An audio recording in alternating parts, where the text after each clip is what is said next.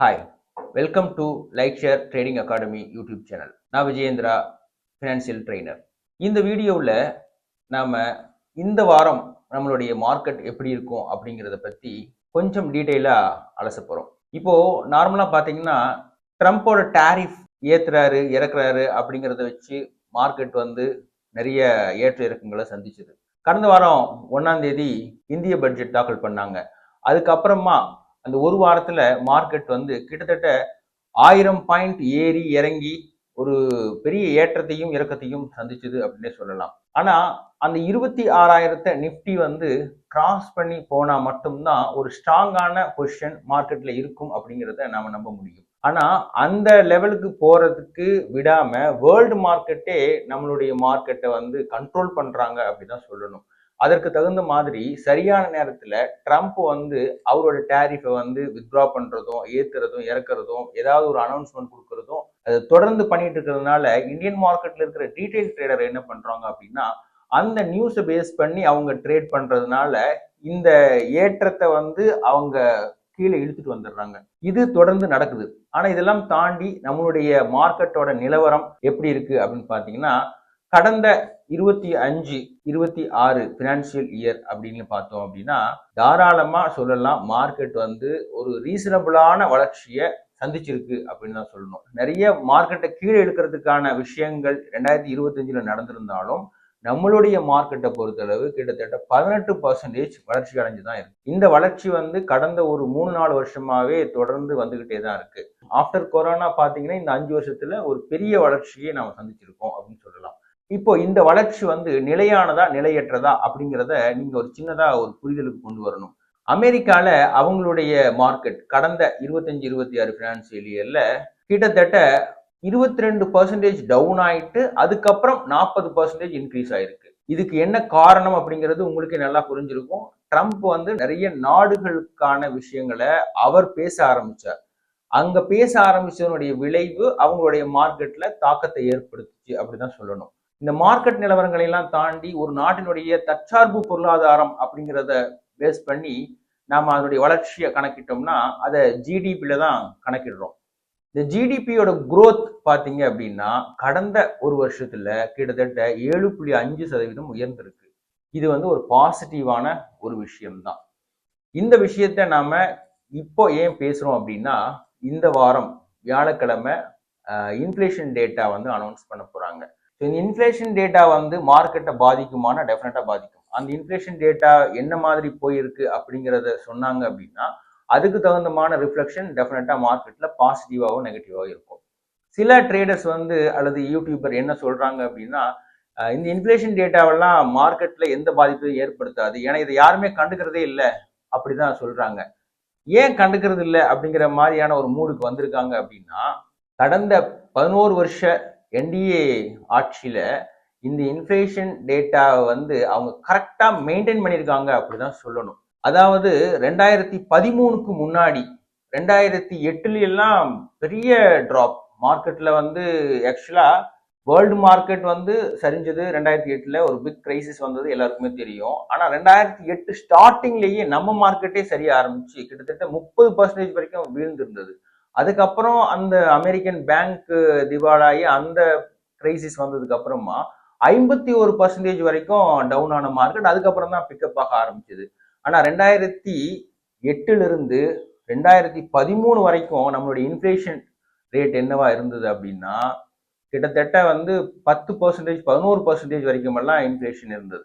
So இது ரொம்ப பெரிய பாதிப்பை பொருளாதார ரீதியா நம்ம நாட்டுக்கு பெரிய பாதிப்பை உண்டாக்கியது அப்படின்னு சொல்லணும். அதுக்கப்புறமா 14 இருந்து என்டிஏ கவர்மெண்ட் வந்ததுக்கு அப்புறமா அந்த 10%, 11% இருந்த இன்ஃபிளேஷன் ரேட்டை குறைச்சி 6%, 5% அப்படின்ட்டு இந்த 11 வருஷமாவும் அதையே தான் மெயின்டைன் பண்றாங்க.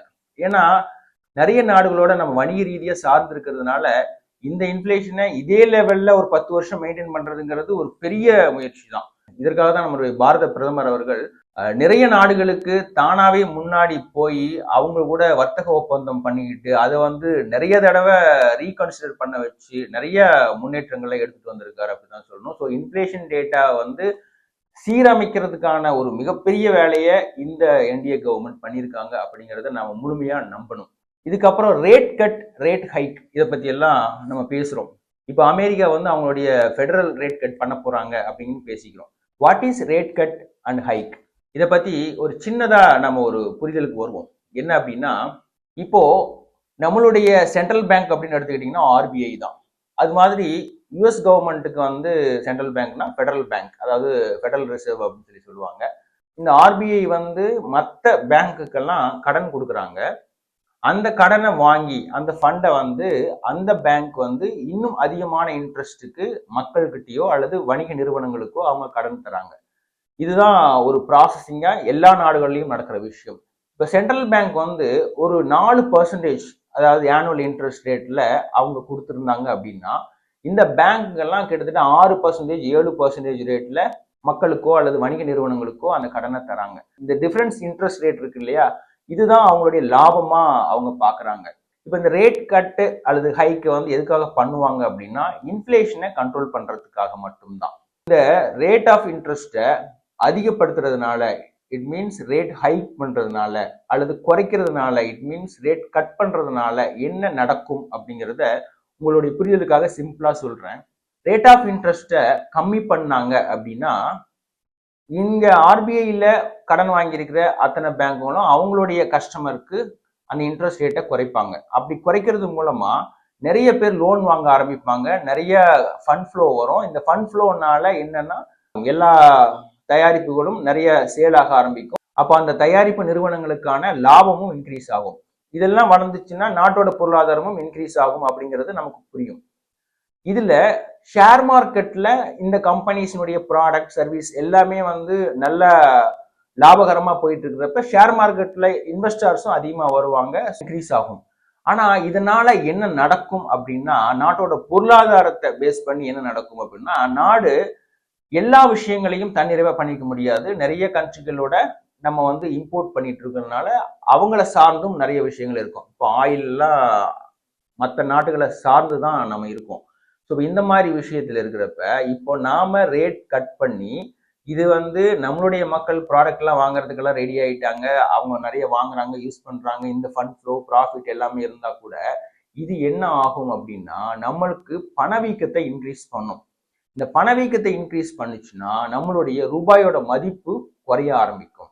இப்படி குறைய ஆரம்பிச்சதுன்னா உலக வர்த்தகம் பண்றப்ப நமக்கு அது பெரிய பாதிப்பை ஏற்படுத்தும். இங்க எக்ஸ்போர்ட் பிசினஸ் பண்றாங்க இல்லையா, அவங்களுக்கு பெரிய லாபமா இருக்கலாம். பட் ஆனா நமக்கு ரூபாயோட மதிப்பு குறையறதுனால நமக்கு நாட்டுக்கு பொருளாதார ரீதியா பெரும் பாதிப்பை இது உண்டு பண்ணும். இப்போ ஹைக் பண்றாங்கன்னு வச்சுக்கோங்க, ரேட் ஆஃப் இன்ட்ரெஸ்ட் இன்க்ரீஸ் பண்றாங்கன்னா என்ன நடக்கும்? ரேட் ஆஃப் இன்ட்ரெஸ்ட் இன்க்ரீஸ் பண்ணாங்க அப்படின்னா சைமல்டேனியஸா அந்த பேங்க்கும் இன்ட்ரெஸ்ட் இன்க்ரீஸ் பண்ணுவாங்க. அவங்க கஸ்டமர் வந்து என்ன பண்ணுவாங்கன்னா, லோன் அதிகமா வாங்குற இடத்துல குறைச்சிக்குவாங்க. ஸோ அப்போ அது வந்து மக்களுடைய ப்ராடக்ட் அல்லது சர்வீஸை யூஸ் பண்ற விஷயங்களும் குறைய ஆரம்பிக்கும். அப்போ வந்து ப்ரொடக்ஷன் வந்து கம்மியாகும். இதனால லாபம் கொஞ்சம் கம்மியாகும். ஸோ இதெல்லாம் வந்து பாதிக்கப்படும். இதெல்லாம் பாதிக்கப்பட்டுச்சுன்னா ஷேர் மார்க்கெட்லயும் ஒரு இறங்கு முகம் தொடங்க ஆரம்பிக்கும். ஸோ இதுதான் வந்து ஹைக் அண்ட் ரேட் கட்ல நடக்கிற விஷயம். இப்போ ரேட் கட் பண்ணா நாட்டோட பணவீக்கம் அதிகமாகும், ரேட் ஹைக் பண்ணா நாட்டோடைய கரன்சியோடைய மதிப்பு வந்து இன்க்ரீஸ் ஆகும். இது ரெண்டுமே பேலன்ஸ்டா கொண்டு போனா மட்டும்தான் நாட்டோட பொருளாதாரம் ஒரு சீரா இருக்க வாய்ப்பு இருக்கும். இதைத்தான் வந்து 11 வருஷமா நம்மளுடைய கவர்மெண்ட்ல இருக்கிற எக்கனாமிஸ்ட் எல்லாமே ஸ்மார்ட்டா இதை வந்து இந்த பணவீக்கத்தை அழகா கண்ட்ரோல் பண்ணி எடுத்துட்டு வந்துட்டாங்க. ஸோ இப்போ இந்த இன்ஃப்ளேஷன் டேட்டா அனௌன்ஸ் பண்ணாலும் பெரிய மாற்றம்லாம் அதில் இருக்காது அப்படிங்கிறதுனால இதை வந்து ட்ரேடர்ஸ் கண்டுக்க மாட்டாங்க அப்படின்னு தான் நான் பார்க்குறேன். ஸோ இந்த கண்டுகாட்டியும் பட் இந்த விஷயம் வந்து நமக்கு பாசிட்டிவான விஷயம் தான். இந்த இன்ஃப்ளேஷன் டேட்டா வந்து பெரிய மாற்றங்களை போன வருஷத்துக்கும் இந்த வருஷத்துக்கும் பெரிய மாற்றத்தை ஏற்படுத்தி இருக்காது. ஸோ அதனால அது வந்து நமக்கு ஒரு பெரிய சப்போர்ட்டாக தான் இருக்கும் மார்க்கெட்டை பொறுத்தளவு. இப்போ யுஎஸ் கவர்மெண்ட் வந்து ரேட் கட் பண்றாங்க. அவங்க கட் பண்ணா என்ன ஆகும்? அவங்க கட் பண்ணாங்கன்னா அவங்களுடைய டாலர் மதிப்பு குறைய ஆரம்பிக்கும். டாலர் மதிப்பு குறைய ஆரம்பிச்சுன்னா இந்தியன் ருப்பியோட மதிப்பு இன்க்ரீஸ் ஆகும். இது நமக்கு சாதகமா இருக்கும். ஸோ அதனால மார்ச்ல மேபி அதனுடைய அனௌன்ஸ்மெண்ட் வரும்னு நினைக்கிறேன். ஏன்னா ஜனவரியில இது சம்பந்தமான மீட்டிங் வந்து ட்ரம்ப் வந்து பேசியிருக்காரு. அவங்களுடைய ஃபெடரல் பேங்க்ல இருக்கிற டாப்பர்ஸ் எல்லாமே வந்து ரேட் கட் பண்ணணும் அப்படிங்கிறதுல ஆர்வமாக தான் இருக்காங்க. ஏன்னா அங்கே வந்து மக்களுடைய பொருளாதாரத்தை இன்க்ரீஸ் பண்ணணும், தனிநபர் வருமானத்தை இன்க்ரீஸ் பண்ணணும் அப்படிங்கிற மாதிரியான ஒரு எண்ணத்துல இந்த விஷயத்த அவங்க எதிர்பார்க்குறாங்க. ஸோ மார்ச்ல இந்த அனௌன்ஸ்மெண்ட் வரலாம். இது வந்தா இந்தியன் ருப்பியோட மதிப்பு இன்க்ரீஸ் ஆகும். அது வந்து உலக பொருளாதாரத்துல நம்மளுடைய நாட்டை ஒரு ஸ்டேஜுக்கு கொண்டு போய் சேர்க்கும். இதை தாண்டி இந்த 10 ஆண்டு கால வளர்ச்சியில நம்ம என்ன சாதனை பண்ணியிருக்கோம், நம்ம நாடு என்ன மாதிரி பொசிஷன்ல பொருளாதார ரீதியா இருக்கு அப்படின்னா, தற்சார்பு பொருளாதாரத்தை நோக்கி நம்ம நாடு பயணப்பட்டிருக்கு இல்லையா? இதுல 7வது 8வது இடத்துல இருந்த நாடு இப்ப 4வது இடத்துக்கு வந்திருக்கு. முழுமையா 100% தற்சார்புடைய ஒரு நாடு அப்படிங்கிறது எதுவுமே இல்லை. கண்டிப்பா சின்ன சின்ன விஷயங்களை சார்ந்துதான் இருக்க முடியும். அதுல வந்து ஃபர்ஸ்ட் ரேங்க்ல இருக்கிறது வந்து அமெரிக்கா, அதுக்கு அடுத்த ஸ்டேஜில் இருக்கிறது வந்து சைனா, அதுக்கு அடுத்து ஜெர்மனி, அதுக்கு அடுத்து இந்தியா. இந்த ஜெர்மனிக்கும் இந்தியாவுக்கும் பெரிய பர்சன்டேஜ் டிஃபரன்ஸ் இல்லை. அதனால வந்து இன்னும் ஒரு வருஷத்துல, அதாவது 2027ல கூட நம்ம வந்து 3rd பிளேஸ்க்கு வந்துடலாம். அதை தாண்டி 2030ல இந்தியா ஒரு தன்னிறைவான ஒரு நாடா மேபி ஃபர்ஸ்ட் ரேங்க்லயோ அல்லது செகண்ட் ரேங்க்லயோ இருக்கிறதுக்கான வாய்ப்பு மிக விரைவில் இருக்கும் அப்படின்னு நாம நம்பலாம். ஸோ ரேட் கட் நடந்தா நமக்கு அது லாபமாக தான் இருக்கும், நம்ம மார்க்கெட்டுக்கு அது பாசிட்டிவாக தான் இருக்கும். ஸோ இந்த டைமை வந்து இன்வெஸ்ட்மெண்ட் சான்ஸாக எடுத்துக்கிட்டு ஈக்விட்டியில் நிறைய கான்சன்ட்ரேட் பண்ணுங்க, நாலேஜ் எடுத்துக்கோங்க, நல்ல ஷேரை வாங்குங்க, ஹோல்ட் பண்ணுங்க, நிறைய லாபம் சம்பாதிங்க. மார்க்கெட்டை பற்றி இன்னும் நிறைய புரிஞ்சுக்கிறதுக்கு சிம்பிளான வீடியோஸ் தொடர்ந்து வந்துகிட்டே இருக்கும். நீங்கள் லைக் ஷேர் ட்ரேடிங் அகாடமி சேனலை சப்ஸ்கிரைப் பண்ணுங்க, லைக் பண்ணுங்க, ஷேர் பண்ணுங்க. உங்களுடைய கமெண்ட் எதுவாக இருந்தாலும் கமெண்ட்ல போஸ்ட் பண்ணுங்க. டெஃபினட்டா அது சார்ந்து நானும் உங்களுக்கு பதில் சொல்ல தயாரா இருக்கேன். All the best.